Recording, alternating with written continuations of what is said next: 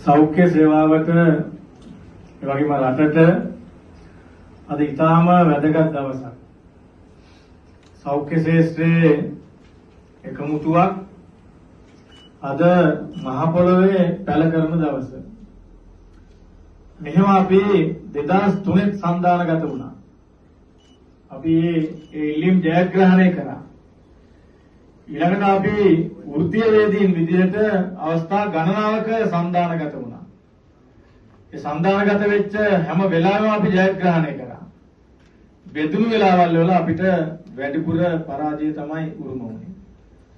ඒක නිසාම මේ එකමුතුව සෞඛ්‍ය සේවාව විදිහට මේ කාර්ය මණ්ඩලයේ විදිහට රට විදිහට වැදගත් කියන කාරණය අතිශය වැදගත් කාරණයක්. සෞඛ්‍ය ශාස්ත්‍රයට ප්‍රශ්න තියෙනවා. ජනතාවට ප්‍රශ්න තියෙනවා. සෞඛ්‍ය ශාස්ත්‍රය පැත්තෙන් ගත්තොත් මිනිසුන්ට අද බෙහෙත් පිළිබඳ ප්‍රශ්නයක් තියෙනවා. ඖෂධ හිඟයි. රෝහලක් ගත්තොත් OS ලිස්ට් එකක් සමහර තැන්වල ප්‍රදර්ශනය කරලා තියෙනවා. out of stock බෙහෙත් නැහැ. ඒවා එළියෙන් ගේන්න ඕන. ශල්‍ය කර්මයකට රෝහලකට ගියොත් උපකරණ නැහැ. ඒවා එළියෙන් ගේන්න ඕන. බෙහෙත් මිල වැඩි, ඖෂධ මිල වැඩි. ඒක ප්‍රශ්නයක් විදියට තියෙනවා. බාහිර බෙහෙත් සම්බන්ධ ප්‍රශ්නයක් කලින් කලට එනවා. පහුගිය මාසෙත් ආවා. ඒ ජනතාවගේ පැත්තෙන් ප්‍රශ්න. ස්ටෙන්ට් එක නැහැ. අක්ෂිකාචයක් දාන ගියොත් නැහැ. ඒවට දසදහස් ගණන්, ලක්ෂ ගණන් දෙන්න ඕන. මිනිසුන්ට එහෙම සල්ලි නැහැ. මොන ජනතාවාදී සෞඛ්‍ය සේවාවක් කියන එක, නිදහස් සෞඛ්‍ය සේවාවක් කියන එක අද ප්‍රශ්නයක් බවට පරිවර්තනය වෙලා තියෙනවා. ඉතින් මේක කතා කරන්න ඕන. කතා කරලා වාඩි වෙන්න ඕන. අහුම්කම් දෙන්න ඕන. එහෙම කරන බවක් අද පේන්නේ නැහැ. ඇමතිවරයා වාඩි වෙන්නේ නැහැ. ආණ්ඩුව වාඩි වෙන්නේ නැහැ. වෘත්තීය සමිතිත් එක්ක වාඩි වෙන්නේ නැහැ. ඒක සාකච්ඡාවක් නැහැ. ඒක සටන් විතරයි ඉතුරු වෙන්නේ. සටන්ද ඉල්ලන්නේ කියන කාරණේ පිළිබඳ ප්‍රශ්නයක් අපිට තියෙනවා. ඉතින් අපි එකමුතු වෙනවා කතා කරන්න, වාඩි වෙන්න. එහෙම දැන් බැරි නම් සටන් කරන්න. වෙන උත්තරයක් නැහැ. සෞඛ්‍ය කාර්ය මණ්ඩල පැත්තෙන් ගත්තත් අද වෙනකොට කාඩර් එක අනුමත සේවක සංඛ්‍යාව යථාවත් කරලා නැහැ. පරණ අනුමත සේවක සංඛ්‍යාවල් තාම දුවන්නේ. මිනිස්සුන්ට වැඩ කරන්න අමාරුයි. පැය 24 එක දිගට වැඩ කරන්න වෙනවා. ෂෝට් ලීව් එකක් ගන්න විදියක් නැහැ. නිවාඩුවක් ගන්න විදියක් නැහැ. මේ ප්‍රශ්න විසඳන්න ඕන බලධාරී. අනිත් පැත්තෙන් ගත්තම උසස් වීම නැහැ. ස්ථානමාරු අවුලක තියෙන්නේ. දකුණු පළාතේ දෙන උසස් වීම ක්‍රමවේදය නැගෙනහිර නැහැ. අර හමුදාවේ සහෝදරයෙක් මිය ගියාම Tamanට උසස් වීම ගෙදරට ආපු ඉතිහාසයක් අපිට තිබුණා. එවැනි ඉතිහාසයක් සෞඛ්‍ය ශාස්ත්‍රයෙන් දැන් අලුතෙන් ලියවෙමින් තියෙනවා.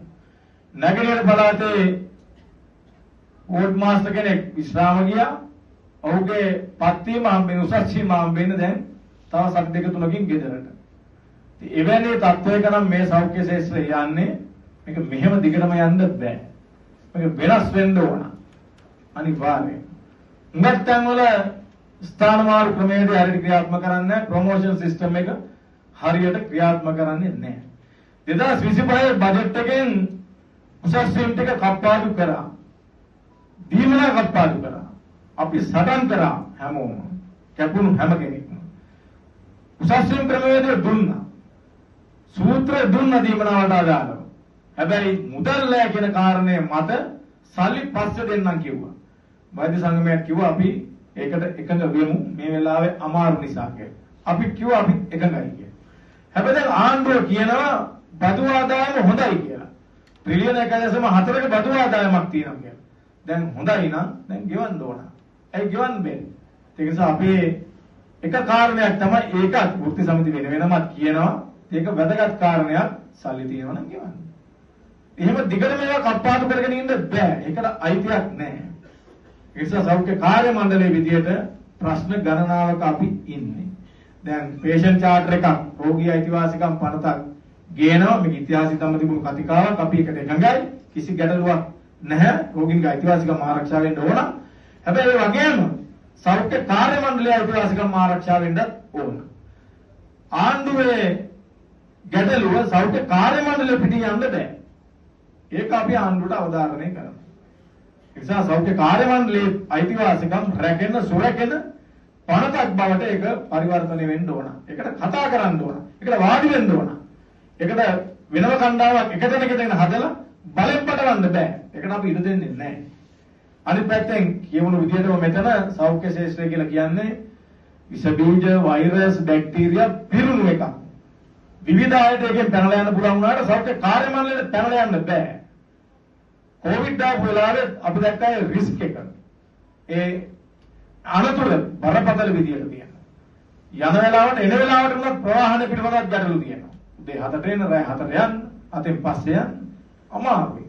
ඉතින් මේ රිස්ක් එක අනතුර සලකලා බලන්න ඕන. ඒක තක්සේරු කරන්න ඕන. ලෝකයේම තක්සේරු කරලා තියෙනවා. තක්සේරු කරපු තැන් වල ගෙවනවා. ඩිසාස්ටර් එකදී විශේෂ විදියට ස්පෙෂලි ගෙවීම් කරනවා.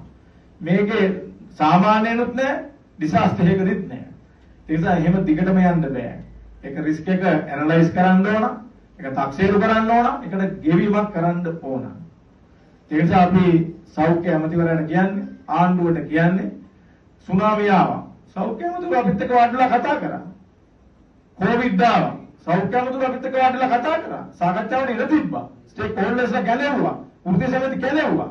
කැලවල උපරිමයෙන් වැඩ කිල්ලුවා. අපි වැඩ කරා. ඒ වෙලාවේ කිසිදු පරණ ගැටලුවක් බෙදීමක් අපි හදාගන්නේ නැහැ. ඒ වෙලාවේ රට වෙනුවෙන් උපරිමයෙන් වැඩ කරන වෙලාව. මේ වෙලාවේ ආවා ඩිසාස්ටර් එක දික්වා සෞඛ්‍ය අමාත්‍යවරයා වෘත්තීය සමිතිවත් කැඳෙව්වේ නැහැ. මම කතා කරලා කිව්වා නලින්ද අමාත්‍යවරයාට. ස්ටේක් හෝල්ඩර්ස්ලා මීටින් එක කෝල් කරන්න. හරි සමාන කරමු. අද වෙනකන් නැහැ. ඒ නිසා එහෙම සෞඛ්‍ය සේවාව යන්න බෑ.